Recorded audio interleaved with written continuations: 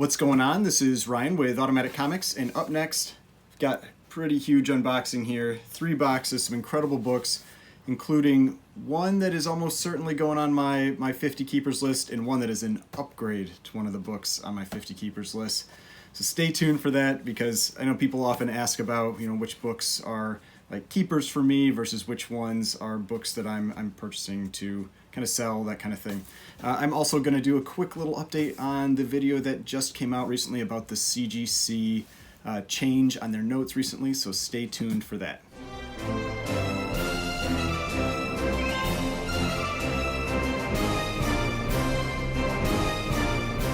Alright, so before we get started, please remember to hit that like button and hit the subscribe button if you'd like to see more content like this. That video that was done yesterday, or it was probably yesterday when I put this out, maybe it'll be 2 days ago, basically about the CGC change to their labels. I definitely got some comments that, oh, you're usually just like so laid back and so chill, and you definitely were worked up on that one. Yeah, that situation definitely got me a little worked up, because I think it's such a terrible change for collectors, comics in general. But now that, a day removed, a little more calm about it, what can we do about that? And the big thing is letting CGC know. Now, just commenting on their social media on Instagram, Facebook, that kind of thing, that's probably not going to do too much, because that's just going to their social media manager. You got to hope that they end up sharing that up their chain. So Bry's Comics recently reached out to them about this, and they said, if you have feedback about this, email them at submissions@cgccomics.com. I'll put the email right here. So if you have feedback about this, if you don't like this change, make sure you send them an email, let them know. Generally, overwhelmingly, it seems it's been that people are against this change. There have been a few people that I'd say have said they're kind of just indifferent, which I understand. But if you are indifferent, at least try to think about it from other people's perspectives. Like me personally, I buy books whether they have notes on the label or not. It's not something that I'm not really picky about, like tape or detached covers, that kind of thing. But there are a lot of collectors that are. There are a lot of collectors that matters to, and that this is going to have an impact on them. It takes away transparency about the condition of the book. There's really not anything positive, whether it directly impacts how you collect or not. Try to think about those other collectors out there. Think about people that are newer in the hobby, that are getting into it, and they might be confused about the differences between books that were graded prior to this, where they have those notes, and now books that are graded after. Because there's nothing on the label that's going to say it's different, especially when it's books that are the same style, the more modern style. And so those people are going to think that, oh, there's no notes on there, there's probably no tape, there's no detached cover, especially if they're not registered with CGC, and so they didn't get that email, they're not on Instagram, they didn't get those notifications. It's about trying to think about other people in the community outside of just your view of this and see how it impacts them. So that's why I think this is important. So make sure, contact CGC, submissions@cgccomics.com. All right, now let's get into this unboxing. There are some awesome books in here. Like I said, one that is a probably gonna be a keeper for me. I'm pretty sure. Well, I'm pretty excited about this one. This one I actually picked up. If you watch Comic Book Investments, that channel with Dave, who owns Collectors Comics, every Wednesday he does a video where he basically shows a bunch of the books that he got in from CGC for that week, basically books that he got graded. Because even though I know he says he's doesn't consider himself a huge dealer, he's a pretty big dealer. He gets a lot of stuff in, and he shows some pretty incredible books each week, and this was one of the ones that he showed, and I ended up checking it out on his site, because when he shows them, he says they're up on his site like Wednesday, and then they get pushed to eBay on Saturday, I think. And so if you want to try to grab them before they go to eBay, you can go to their site and do that. And so this was one of those books, and I decided to grab it. And if you've watched my channel for any period of time, I'm a big pre-code horror fan, and I've talked a lot about Punch Comics. I've shown a number of issues from that run recently. This is not from Punch Comics, don't get your hopes up too much. I did not get a Punch Comics 12, but this is kind of like my silver medal for Punch Comics 12. If you can't get that book, because that book is insanely expensive, and even though I know people think I spend a lot of money on comics, I've never broken the 5-figure mark, and you can't buy that book anymore without breaking the 5-figure mark. So I have not gotten that book. But this is another Golden Age pre-code horror book that I see this as a pretty solid alternative to Punch Comics number 12. So I'll do a little advertisement, for him. This is Collectors Comics. That's their site. That's where, that's where they were selling this book. And the book I picked up is Gangsters Can't Win, number 2, 5-0, creamed off white pages. And so if you're familiar with Punch Comics 12, it's this like black cover, giant skull cover with a bunch of people shooting each other and, hanging out of the eyes and that kind of thing. And so this one is pretty close. You've got this good girl art type cover, the woman in the red dress getting punched in the face. That's crazy, getting punched in the face by this gangster on the front. And basically the guy telling her she shouldn't have screamed, but and that he's being a gentleman because he's punching her and not shooting her. But yeah, crazy cover, 1948, so in the 40s as well, just like Punch Comics, not quite as early as Punch Comics, but yeah, awesome cover. Definitely, I see this as a pretty solid, silver medal to Punch Comics 12. So I was excited to see that he had this book and decided to pick it up, and just awesome pre-code horror cover. And so yeah, I was pretty happy about that. All right, so now the big upgrade to one of my keeper books, I'm going to save that one to the end. So if you want to see that one, you can jump to the end if you want. But again, I feel like I've got some cool books in here to talk about. So this, let's see, I think there are maybe 4 books in here, might be 3. It's all raw books because obviously they're in a Gemini mailer, and always packaged well. And let's see what we got. Yeah, 4 books. Okay, so there's a mix, I think, of silver and bronze in this one. Bunch of, I feel like, just like great keys. One that I actually showed recently that I picked up. I had never owned a copy of this book before. Now I have 2 of them. And this is Ghost Rider number 1. And this isn't the Ghost Rider number 1 from the 70s, but this is Ghost Rider number 1 from 1967. It's a pretty cool black cover. A book that's been kind of heating up. I don't know why. Maybe it's just because the character name is Ghost Rider and people are all into Ghost Rider right now. But yeah, I decided to pick this one up. Second copy. That was a great price and it's a cool cover. So got that one. Then I recently picked up the first appearance of this character. This is their second appearance. This is Fantastic Four, number 53, second appearance of the Black Panther. Can't remember. I think this is the first appearance of Claw. It's the first appearance of, I think, Vibranium. So it's got a few like minor key type first appearances in it, but the big thing is second appearance of Black Panther. Pretty cool cover. And so I've never owned this book either, so this is a cool one to grab. Then I've got a DC book here, a cool Silver Age DC key.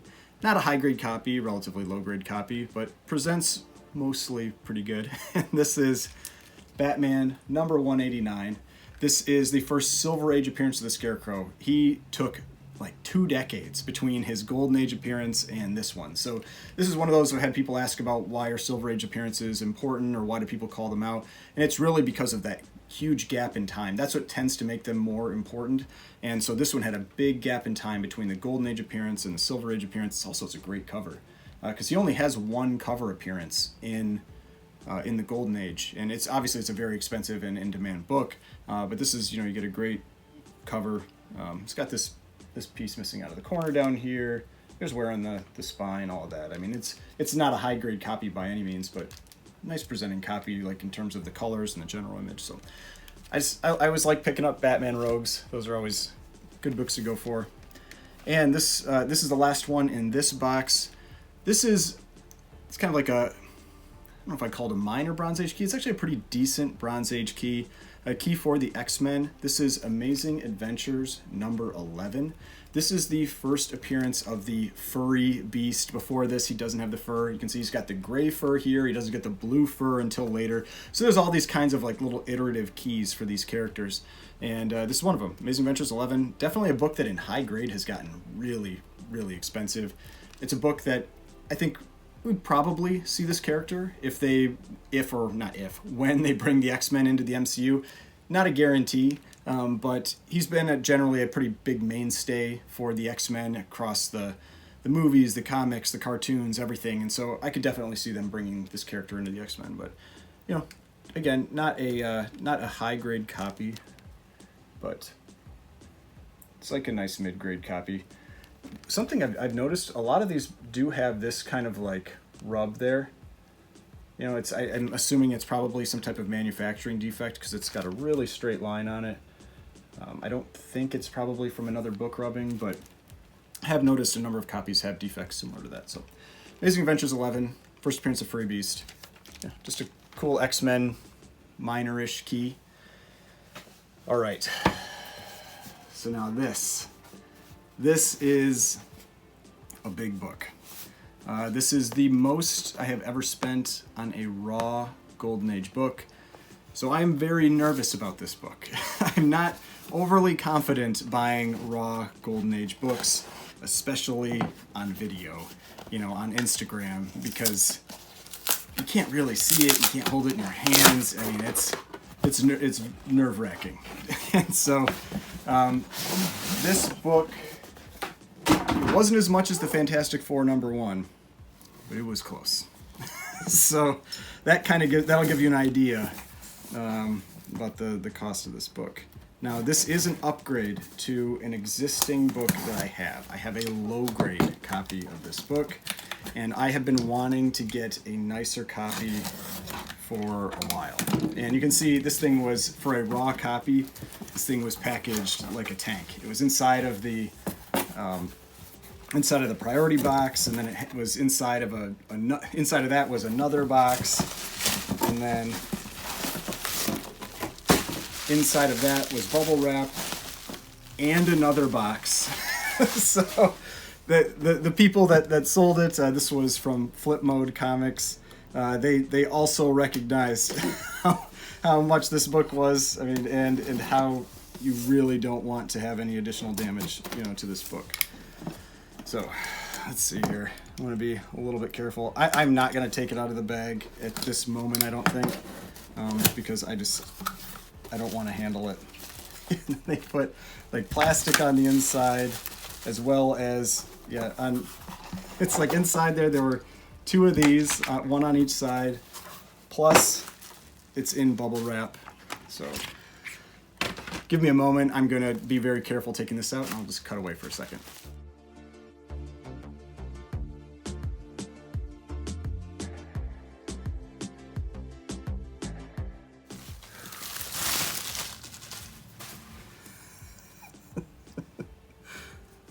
Good.